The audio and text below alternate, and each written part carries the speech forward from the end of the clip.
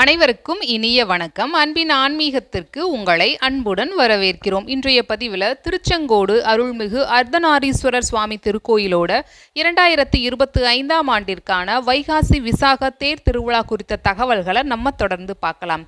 1/6/2025 ஞாயிற்றுக்கிழமையன்று திருமலையில் கொடியேற்றம் நடைபெற உள்ளது. 4/6/2025 புதன்கிழமையன்று சுவாமி திருநகருக்கு எழுந்தருளுகிறார். 9/6/2025 திங்கட்கிழமையன்று சுவாமி திருத்தேருக்கு எழுந்தருளுகிறார்.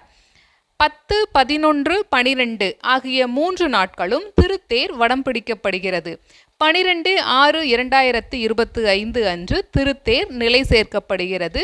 14/6/2025 சனிக்கிழமையன்று அதிகாலை சுவாமி திருமலைக்கு எழுந்தருளுகிறார்.